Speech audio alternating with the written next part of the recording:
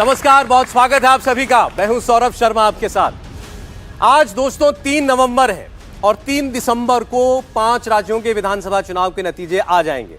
यानी अब से ठीक 30 दिन के बाद इंडिया टीवी की इसी स्क्रीन पर आपको 5 प्रदेशों के इलेक्शन रिजल्ट्स नजर आ रहे होंगे। मध्य प्रदेश, छत्तीसगढ़, राजस्थान, तेलंगाना और मिजोरम में कौन सी पार्टी जीतेगी, कौन सी हारेगी, किसकी सरकार बनेगी, कौन मुख्यमंत्री होगा, सबसे तेज नतीजे पूरे विश्लेषण के साथ यहीं इंडिया टीवी पर आप देखेंगे। उससे पहले आज हम आपको मध्य प्रदेश का फाइनल ओपिनियन पोल दिखाने जा रहे हैं। फाइनल शब्द इंपॉर्टेंट है क्योंकि इसके बाद सीधे वोट पड़ेंगे, कोई ओपिनियन पोल नहीं आएगा। सारी पार्टियों के टिकट बंट चुके हैं, बड़े बड़े नेताओं ने भी अपने पर्चे दाखिल कर दिए हैं। जो गुटबाजी होनी थी जिस पार्टी में हो गई, हर सीट पर कैंडिडेट की पिक्चर भी क्लियर हो चुकी है। तो अब चुनाव की फाइनल पिक्चर क्या बन रही है? कुछ दिन पहले तक मध्य प्रदेश में कांग्रेस पार्टी साफ आगे दिखाई दे रही थी बीजेपी से, लेकिन इसके बाद बीजेपी ने स्पीड बढ़ाई और कांग्रेस को पीछे छोड़ा। हमारे पिछले ओपिनियन पोल में भारतीय जनता पार्टी मध्य प्रदेश की रेस में कांग्रेस पार्टी से आगे नजर आ रही थी। अब फाइनल ओपिनियन पोल में क्या तस्वीर बनती है? हम शुरू कर रहे हैं एक खास शो, अब की बार किसकी बनेगी सरकार। आपका मेहमानों से हम परिचय करा दें। सबसे पहले हमारे साथ है भारतीय जनता पार्टी के राष्ट्रीय प्रवक्ता शिवम त्यागी। स्टूडियो में जोरदार तालियों से स्वागत कीजिएगा। शिवम जी, स्वागत है आपका। कांग्रेस पार्टी से हमारे साथ है अभय दुबे जी। अभय जी, बहुत स्वागत है आपका भी। अगर जुड़ चुके हैं हमारे साथ तो स्टूडियो में नहीं है, बाहर से हमारे साथ है, जुड़ने जा रहे हैं। साथ ही भावेश झा CNX से, जिन्होंने ये सर्वे किया। भावेश, बहुत स्वागत है आपका भी। हमारे साथ 2 बड़े जानकार अनुभवी पत्रकार हैं। हमारे साथ संजीव श्रीवास्तव जी जुड़ रहे हैं। संजीव जी, आपका बहुत स्वागत है हमारे इस खास प्रोग्राम में। और हर्षवर्धन त्रिपाठी जी स्टूडियो में हमारे साथ हैं। हर्षवर्धन जी, आपका बहुत स्वागत है। तो मैं आपके सामने ओपिनियन पोल क्या कह रहा है मध्य प्रदेश की फाइनल पिक्चर का पहला अध्याय रखूं, यानी पहला रीजन वो आपके सामने में रखूं। उससे पहले आपके एक कॉन्टेक्स्ट के लिए एक पृष्ठभूमि आपको जानना जरूरी है कि 2018 में 5 साल पहले क्या नंबर आए थे, किस पार्टी को कितनी सीटें मिली थी और कौन मुख्यमंत्री था। और 15 दिन पहले आज से, यानी 19 नवंबर को हमने इससे पहले जो ओपिनियन पोल किया, पहला ओपिनियन पोल, उसमें क्या दिखाई दे रहा था। फिर हम ये दूसरे ओपिनियन पोल की बात करेंगे। तो आपकी स्क्रीन पर जरा वो एक तुलना जो है वो आ जाए। मध्य प्रदेश में देखिए कुल 230 सीटें हैं। ये देखिए 2018 का नतीजा, जहां कांग्रेस पार्टी को ज्यादा सीटें मिली थी, सरकार बनी थी, 114 सीटें आई थी, बीजेपी को 109 सीटें मिली थी। अब हमने जो ओपिनियन पोल किया आज से 15 दिन पहले, तब परिस्थिति यह थी कि बीजेपी ने अपना ग्राफ 2018 से बढ़ा करके 115 तक पहुंचा लिया था। यानी 230 की विधानसभा में बिल्कुल बीच में जहां पर सरकार बनती है, डॉट 115 पर भारतीय जनता पार्टी खड़ी हुई थी। लेकिन कांग्रेस पार्टी बहुत पीछे नहीं थी, बड़ा क्लोज मार्जिन है। 5 सीटें केवल पीछे कांग्रेस दिखाई दे रही थी, 110 पर दिखाई दे रही थी 19 तारीख को, 19 अक्टूबर को। अब हम आज जब 3 नवंबर को आपसे बात कर रहे हैं, तब क्या परिस्थिति आएगी वो अब आपके सामने मैं रखने जा रहा हूं। शुरुआत करते हैं मध्य प्रदेश के फाइनल ओपिनियन पोल की, और शुरुआत मध्य प्रदेश के राजधानी क्षेत्र से, भोपाल से। भोपाल डिवीजन, जो भोपाल, विदिशा और राजगढ़ को मिलाकर बनता है, यहां विधानसभा की कुल 24 सीटें हैं। भोपाल डिवीजन में 2 पॉलिटिकल टाइटन्स की टक्कर होती है, यानी 2 बहुत बड़ी हस्तियां। यहां पर 10 साल तक प्रदेश के मुख्यमंत्री रहे राघोगढ़ के राजा, कांग्रेस पार्टी के नेता दिग्विजय सिंह हैं, और 18 साल से प्रदेश के मुख्यमंत्री शिवराज सिंह चौहान, वो भी भोपाल रीजन से आते हैं। दिग्विजय सिंह खुद चुनाव नहीं लड़ रहे हैं, लेकिन उनके परिवार के लोग चुनावी मैदान में हैं, उनके बेटे, उनके भाई। शिवराज सिंह चौहान यहीं की बुधनी विधानसभा सीट से एक बार फिर चुनाव में उतरे हुए हैं। अब ये जो 24 सीटें हैं, इनका सर्वे जो है वो क्या बता रहा है, आपके सामने मैं रख रहा हूं। अब भोपाल क्षेत्र का सर्वे 24 सीटों का, इंडिया टीवी का फाइनल ओपिनियन पोल MP का बता रहा है कि भारतीय जनता पार्टी इन 24 में से 16 सीटें निकाल सकती है। ये 2018 से 1 सीट ज्यादा है। कांग्रेस पार्टी 8 सीटें जीतती हुई दिख रही है। ये 1 सीट का नुकसान होगा। यानी यहां पर भारतीय जनता पार्टी पहले भी मजबूत थी, आज भी मजबूत है, बल्कि अपना ग्राफ थोड़ा सा और उठा रही है।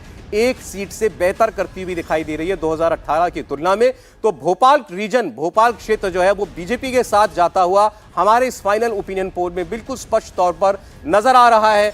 शुरुआत में भारतीय जनता पार्टी बढ़त में दिखाई दे रही है। आपकी स्क्रीन पर ऊपर जो है नंबर भरते रहेंगे और बढ़ते भी रहेंगे जैसे जैसे हम एक एक क्षेत्र की बात करेंगे।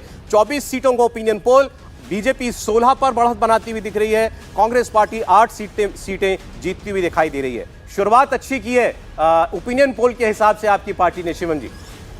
देखिए सौरभ जी, शुरुआत ही अच्छी नहीं है, अंत भी अच्छा होगा। और जब हम सही 1 महीने बाद यहां पर बैठे होंगे और बात कर रहे होंगे तो जाहिर है हम सरकार बना चुके होंगे और प्रचंड बहुमत के साथ बनाएंगे। मैं बिल्कुल इन आंकड़ों से इतर नहीं हूं, लेकिन इतना है कि हम इस टैली को और अभी इंक्रीज करेंगे। जिस तरीके से हमारा कैंपेन चल रहा है, जिस तरीके से तमाम चीजें हुई हैं, जिस तरीके से 1.5 साल में करप्शन नाथ की सरकार रही और घोटाले पर घोटाले पर घोटाले किए, जिस तरीके से हमारा 20 साल का ट्रैक रिकॉर्ड है, जिस तरीके से वहां पर भारतीय जनता पार्टी की सरकार ने काम किए हैं, आने वाले समय में आप देखेंगे कि टैली भी इंप्रूव होगा। और कहीं ना कहीं रही बात कांग्रेस की, तो आजकल चाहे वो आपका चैनल हो और चाहे उनका चुनाव में आना हमेशा ऐसे ही देर में ही आते हैं, वो बाद में ही आते हैं। देखिए अभी भी आए नहीं है अभय दुबे। अभी आपके प्रतिद्वंदी आएंगे, देखिएगा फिर क्या जब तक आएंगे हम जीत जाएंगे, पूछते भी और जवाब भी देते हैं। पहले भोपाल के जरा समझ ले, भोपाल क्या है, भोपाल के ये रीजन जो है क्या कहलाता है, यहाँ कौन कौन सी सीटें खास तौर पर। हमने बताया दिग्विजय सिंह और मुख्यमंत्री शिवराज सिंह चौहान दोनों यहीं से आते हैं। और क्या खासियत है भोपाल की? देखिए भोपाल की आप पूरे रीजन की आप ओवरऑल यदि एनालिसिस करेंगे तो पाएंगे यहाँ पे बीजेपी हमेशा से स्ट्रांग रही है। पिछली बार भी जब बीजेपी हारी थी तो 15 सीटें जीत के आई थी, तो बीजेपी एक स्ट्रांग वहाँ पे रहती है और बीजेपी को वहाँ पे हराना लगभग मुश्किल। आपने देखा 2000 दिग्विजय सिंह खुद भी लोकसभा में दिग्विजय सिंह खुद भी कंटेस्ट किए थे लेकिन हार गए थे लोकसभा चुनाव में। धीरे धीरे देखेंगे जैसे जैसे ये क्लियरिफाई होता जाए कि बीजेपी एक कॉन्टेस्ट में 2 महीना पहले जब बीजेपी वहाँ पे कॉन्टेस्ट में नहीं थी तो भोपाल रीजन में भी ये दिखने लगा था कि बीजेपी वहां भी पिछड़ रही है। लेकिन धीरे धीरे जैसे जैसे ये कैंपेन आगे बढ़ रहा है, कैंडिडेट जिस तरह के अनाउंस हुए उसमें आप देखेंगे कि बीजेपी भोपाल रीजन में अपना ग्रिप बहुत ही ज्यादा मजबूत की है। उसके रीजन सबसे बड़ी बात है जो सॉफ्ट हिंदुत्व हार्ड हिंदुत्व का जो है वहां पे एक अच्छा खासा चल, आपने देखा वहां पे एक माइनॉरिटी वोट भी ज्यादा है। देखिए मध्य प्रदेश में आप जाएंगे लगभग 20% जो है वो अर्बन में, मध्य प्रदेश के अर्बन में मुस्लिम वोटर है, उसका भी एक इम्पैक्ट है जिसका कि कहते हैं ना कंप्लीट पोलराइजेशन, एंटी पोलराइजेशन कहते हैं, उसका बीजेपी को फायदा मिला। और जिस तरह बीजेपी के अलग अलग नेता जिस तरह के बयान दे रहे उसका कुछ हद तक फायदा भोपाल रीजन में बीजेपी को मिलता। चलिए मैं आपके सामने अगला क्षेत्र भी रख देता हूं, कुछ सीटों का और सर्वे भी खुल जाएगा और बात भी जो है वहां से हम और जो प्रदेश के नेता हैं उनकी हम कर पाएंगे। मैं आपके सामने चंबल का जो सर्वे है वो भी रख देता हूं, चंबल क्षेत्र का सर्वे भी दिखा दीजिए। दूसरा रीजन चंबल, मुरैना, भिंड, गुना, ग्वालियर। चंबल में कुल मिलाकर के 34 सीटें आती हैं। यहां से केंद्रीय मंत्री नरेंद्र सिंह तोमर को चुनाव में उतारा है भारतीय जनता पार्टी ने। ग्वालियर के राजा केंद्रीय मंत्री ज्योतिरादित्य सिंह एक बड़ी हस्ती हैं जो चुनाव तो नहीं लड़ रहे हैं खुद, लेकिन उनका बहुत प्रभाव है। मध्य प्रदेश के गृह मंत्री नरोत्तम मिश्रा वो एक बार फिर से चुनाव मैदान में हैं, वो भी चंबल से आते हैं। इनके अलावा कांग्रेस के प्रतिपक्ष के नेता जो हैं डॉक्टर गोविंद सिंह वो भी चंबल से ही आते हैं। तो बहुत सारे दिग्गज जो हैं वो चंबल रीजन में हैं। मध्य प्रदेश का चंबल कभी डाकुओं के लिए बदनाम रहा और चंबल अब मध्य प्रदेश की राजनीति का एक किस्म का गढ़ सा बनता जा रहा है। 2018 में यहां 34 सीटों में से 26 सीटें कांग्रेस पार्टी ने जीती थी, यानी चंबल क्षेत्र बिल्कुल स्पष्ट तौर पर एक तरफा कांग्रेस पार्टी ने जीता था। आज क्या कहती हैं 34 सीटें आपके सामने मैं रख रहा हूं। चंबल का ओपिनियन पोल भी, एमपी के फाइनल ओपिनियन पोल में चंबल की 34 सीटों की बात, यहां भारतीय जनता पार्टी 15 सीटें जीत सकती है और ये 2018 से 8 सीटें ज्यादा है। यानी चंबल में बीजेपी अपनी स्थिति को, बहुत खराब जो स्थिति थी उसको काफी बेहतर कर रही है। कांग्रेस पार्टी 19 सीटें जीत सकती है, ये 2018 की तुलना में 7 सीटों का नुकसान होगा। अन्य जो है यहां इस बार मैदान में हमें नहीं दिखाई दे रहे कॉन्टेस्ट में, 1 सीट का नुकसान, यानी 1 सीट पिछली बार अन्य के खाते में यहां गई थी वो इस बार नहीं है प्ले में। लेकिन कॉन्टेस्ट बीजेपी और कांग्रेस के बीच में लगभग बराबरी का दिखाई दे रहा है और ये जो है एक बड़ी बात होगी। चंबल में भारतीय जनता पार्टी का एक किस्म का कमबैक जो है वो आप देख रहे हैं। तो ये चाहे नरेंद्र सिंह तोमर की बात हो या फिर ज्योतिरादित्य सिंधिया की बात हो, कौन सा फैक्टर काम कर रहा है भारतीय जनता पार्टी के लिए चंबल में, जो माना जा रहा था कि वहां पर अंदरूनी लड़ाई भी बहुत है, लेकिन ये चुनाव में जाते जाते उतरते उतरते बीजेपी ने क्या वहां पर काम किया है कि परिस्थिति आपको ये दिखाई दे रही है? हर्षवर्धन जी। देखिए सौरभ जी, जब हम लोग पिछले इसी ओपिनियन पोल पर बात कर रहे थे तो बहुत एक जिसको कहें कि थोड़ा सा मैंने कठोर शब्दों का इस्तेमाल किया था कि ज्योतिरादित्य सिंधिया के राजनीतिक जीवन का ये सबसे कठिन समय, सबसे मुश्किल समय है। वो खुद को साबित कर पाएंगे या नहीं कर पाएंगे, उससे तय होगा कि ग्वालियर के इस महाराज घराने से आने वाले नेता का अब क्या भविष्य होने जा रहा है।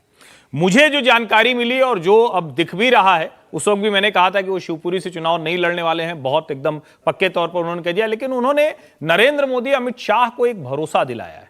उन्होंने कहा कि जिस तरह से मैं 22 विधायक लेकर आया था जो सरकार बनी मध्य प्रदेश में, इस बार मुझे लेकर आने की जरूरत नहीं, मैं जिता कर लाऊंगा। और बड़ी असहज स्थिति हो गई थी, उनके बहुत नजदीकी मुन्ना लाल जैसे जो लोग जो उनके बहुत नजदीकी थे, उनके समर्थक आके गाड़ी के सामने लेट गए, बड़ा हल्ला हंगामा हुआ, लगा कि जैसे ग्वालियर चंबल पूरी तरह से खत्म हो गया।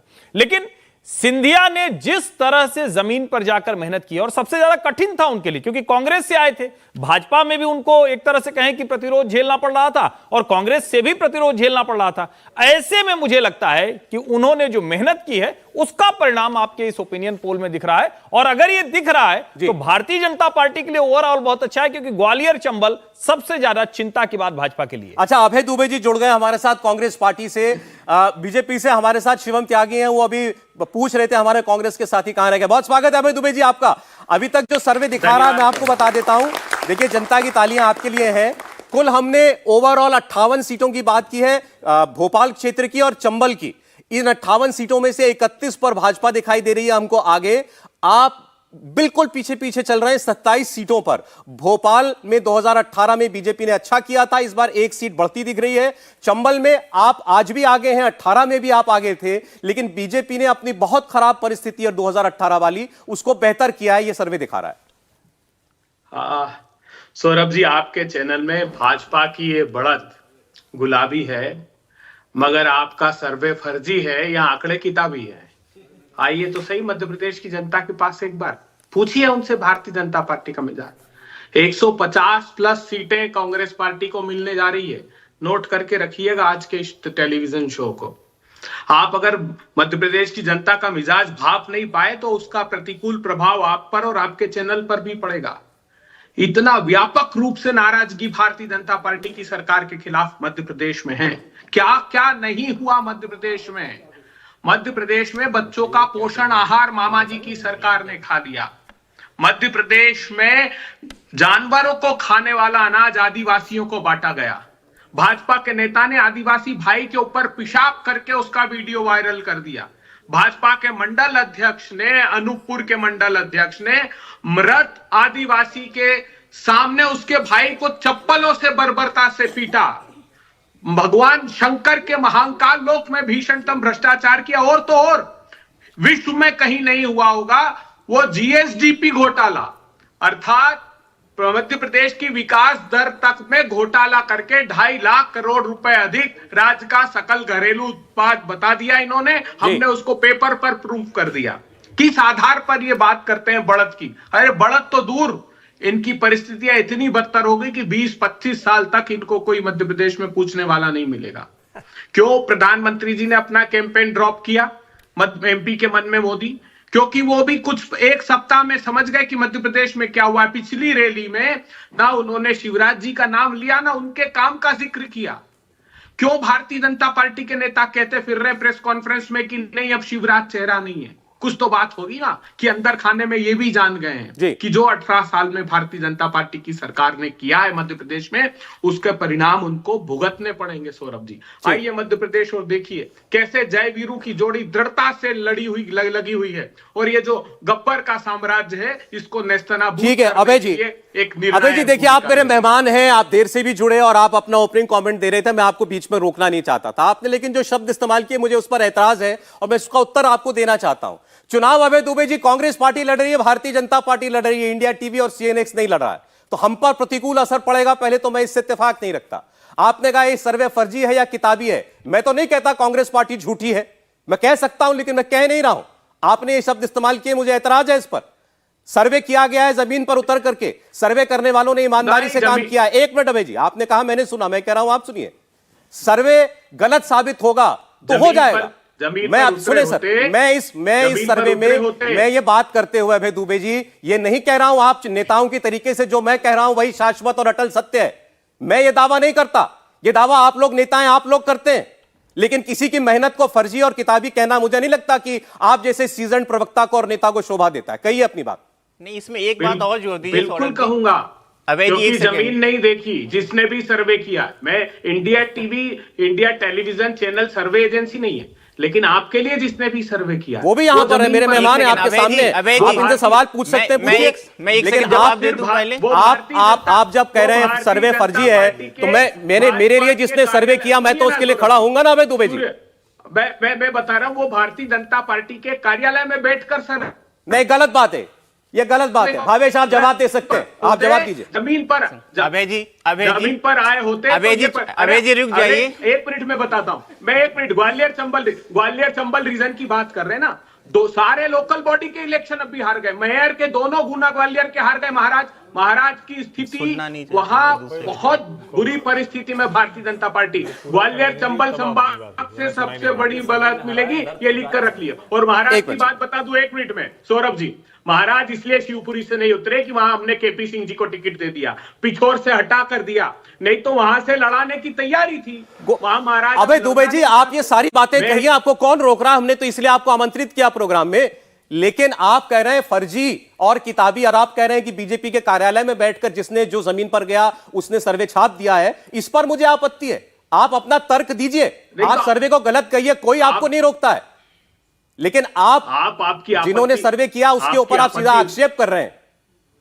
आपकी आपत्ति दर्ज कराइए। 3 दिसंबर को मैंने जो बात कही है हूबहू अक्षरशः सही ना हो तो आप मुझे कहिएगा। देखिए, यही फर्क है। मैं जरा नहीं एक कह जवाब रहा हूं दे ना दूं इनको। कि मैंने जो लिख दिया वही सच है। आप नेता हैं, आप दावा कीजिए, आप चुनाव में क्योंकि आप जरा जिन्होंने सर्वे किया उनकी बात सुन लीजिए। मैं अभय जी को याद दिलाना चाहता हूं, अभी कर्नाटका का चुनाव हुआ था, अकेला मैं सबसे पहले था जिसने बताया था कि कर्नाटका में कांग्रेस बड़ी अच्छी पोजीशन से जीत के आ रही है और क्लीन स्वीप। कोई भी सर्वे एजेंसी ने, कोई भी चैनल ने यह प्रिडिक्ट नहीं किया था कि कर्नाटका में कांग्रेस वहां पे लैंडस्लाइड विक्ट्री लेके आ रही। तब तो आप बहुत तारीफ करे, तब क्या हो गया? तब क्या मैंने एक सेकंड, तब क्या मैंने कांग्रेस पार्टी के, अरे एक सेकंड सुनिए, तब क्या मैंने कांग्रेस पार्टी के दफ्तर में बैठ के बनाया था? आप जवाब दीजिए। ना मैंने देखा आपका सर्वे। बिल्कुल आप थे, बिल्कुल आप थे, आपके प्रवक्ता थे। आप क्या सिर्फ अपना इंडिविजुअल, आपके अपना इंडिविजुअल बयान दे रहे क्या यहाँ पे? नहीं, अब एक मिनट सुन लीजिए महोदय मेरी बात। उस समय का भी इंडिया न्यूज चैनल में अगर आपने सर्वे किया हो और बैठे हो तो मैंने उस समय भी कहा था कि आपका आंकलन ठीक नहीं है। हम 135-140 सीटें कर्नाटका में जीत के आ रहे हैं। कई बार आपके चैनल ने जो ओपिनियन पोल बताया उसमें कांग्रेस पार्टी को नेक टू नेक बताया, तब भी मैंने ये बात पहली बात तो ये मैं इकलौता था जिसने सबसे पहले बताया था कि कांग्रेस वहां पे मेजोरिटी से आ रही है। तो ये आप गलत बयानी मत कीजिए, ठीक है? पहली बात ये करेक्ट कीजिए। दूसरी बात मैं इंडिया न्यूज के लिए, इंडिया टीवी के लिए कर रहा था। नहीं रह गए, अब आप इकलौते नहीं रह गए। बहुत सारे लोग हैं जो बीजेपी को कॉन्टेस्ट में बता रहे हैं, लेकिन सच्चाई जमीन की बिल्कुल अलग है। तो आप जमीन की बात कीजिए ना, आप मेरे सर्वे पे सवाल मत उठाइए, ठीक है? सवाल उठाइए, ठीक है? आपका वो है, लेकिन ये फर्जी कहना आपको शोभा देता है क्या? मैं आपको बोलता हूं कि आप जो बयान दे रहे हो फर्जी है। जब आप ये बड़े बयान देते हो, जब गलत साबित हो जाते हो रिजल्ट के बाद, तो माफी मांगते हो क्या? बताओ। देखिए, आप माफी मांगेंगे? आप बिल्कुल माफी। अरे सुनिए महाराज, आप सार्वजनिक रूप से माफी मांगिए। बिल्कुल मांगूंगा। फर्जी सर्वे किया था, पहली बात फर्जी कहिएगा। फिर आप देखिए अभय जी, आप बार बार इस शब्द का इस्तेमाल कर रहे हैं। मुझे नहीं विजय, अब आपको कितना टोकूं मैं इस बात पर। आज आप आमादा हैं कि आप सोच करके आए कि मैं यही कहूंगा। पता नहीं आपको सर्वे का नतीजा किसने बता दिया। इसी सर्वे में अगर आपकी सरकार बनती हुई दिखाई दे जाएगी तो क्या कहेंगे? फर्जी कहेंगे तब भी? सर्वे देखिए, ये सर्वे आप ग्वालियर चंबल रीजन का बता रहे हैं, उस पर मेरी प्रतिक्रिया है, गंभीर प्रतिक्रिया है, क्योंकि जमीन देखी है मैंने पिछले 6-8 महीने में मध्य प्रदेश का चप्पा चप्पा घूमा है। अभी हम 230 विधानसभा अगले 15 दिन में कवर करने वाले हैं। बड़े नेता, हमारे शीर्षस्थ नेता, महाजनसंपर्क अभियान हमने कॉल किया है। 60 स्थानों पर दिग्विजय सिंह जी, 70 स्थानों पर कमलनाथ जी, 21 स्थानों पर मल्लिकार्जुन खड़गे जी, राहुल गांधी, प्रियंका जी की बड़ी व्यापक स्तर पर रैलियां हैं हमारी। तो हम 230 विधानसभा तक पहुंचेंगे और उसके पहले एक चक्कर सारी विधानसभाओं का मैं लगा चुका हूं। इसलिए मुझे प्रत्येक क्षेत्र के संदर्भित विषय पर पता है कि वहां की जमीनी हकीकत क्या है। आप ठीक है अभय दुबे जी, आप ही को सारी हकीकत मालूम है, पहले तो ये कहना चाहिए हमको। अभी आपको भी सुन रहे थे संजीव श्रीवास्तव जी, एक कमेंट में सर आपका भी लेना चाहता हूं। अभी तो 2 ही रीजन की मैंने बात की है, अभी तो आगे सर्वे क्या दिखाएगा मैं नहीं जानता। और अभी भी सर्वे यही दिखा रहा है कि भाई बीजेपी थोड़ा आगे है, थोड़ा सा पीछे कांग्रेस पार्टी दिखाई दे रही है। स्वीकार नहीं हो रहा कांग्रेस पार्टी को, लेकिन ये कैसे कोई हमको इन 2 क्षेत्रों में भी पीछे दिखा सकता है?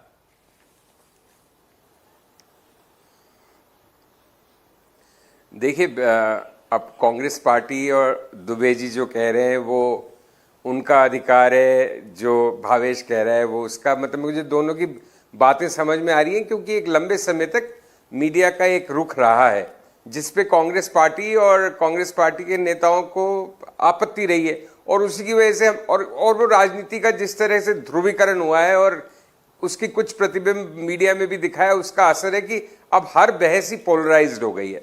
लेकिन कुल मिला के मेरे जो आपने 2 रीजन्स बताए हैं, मैं भोपाल के सर्वे पे थोड़ा बहुत सहमत हो सकता हूँ। वो शहरी इलाका है, पुराना बीजेपी का एरिया है, लेकिन जिस तरह की रिपोर्ट्स चंबल से आ रही हैं वहाँ पे, और जिस तरह से सुनने में आ रहा है कि ज्योतिरादित्य बहुत डिफेंसिव पे हैं और काफ़ी परेशानी में फंसे हुए हैं, उस तरह से उस रीजन में अगर बीजेपी अपनी 2018 के मुकाबले स्थिति को बेहतर कर रही है जी, तो वो काफ़ी अचंभे की बात है और बीजेपी के लिए बड़ा पॉजिटिव होगा।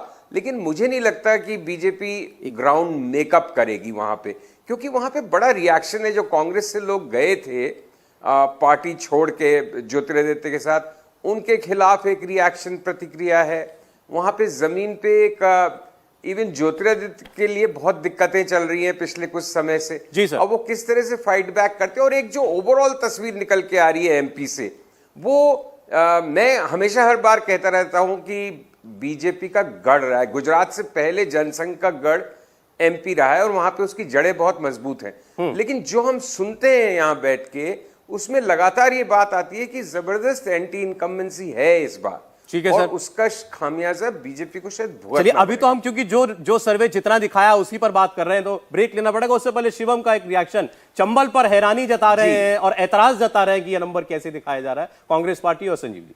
देखिए, मैं तो आपसे और जिन्होंने सर्वे किया उन दोनों से इत्तेफाक नहीं रखता हूं। आप आते ही बिल्कुल अभय दुबे जी पर इस तरीके से लेकर चढ़ गए सर्वे, उनको अच्छा नहीं लगना था, नेचुरल बात है भाई। वो आप उनके फेवर में आंकड़े भी नहीं दे रहे हैं और आप उनसे उम्मीद करते हैं कि वो आपकी तारीफ भी कर दें। कुछ चीजें उन्होंने कही कि बहुत कुछ हुआ है ग्राउंड पे, उसकी छोटी सी एक झलक मैं आपको देता हूं। जब ये सरकार छोड़कर गए थे, उस प्रदेश की आर्थिक विकास दर 0.10% थी, आज 16% है। खादान 159 लाख मीट्रिक टन था, आज 619 लाख मीट्रिक टन है। फसल ऋण 15% ब्याज पर देते थे, आज 0% है। औद्योगिक विकास अब 24% है। प्रति व्यक्ति आय ये 12,000 पर छोड़कर गए थे, अब 1,40,000 है। बजट 23,000 करोड़ था, अब 3,14,000 करोड़ है।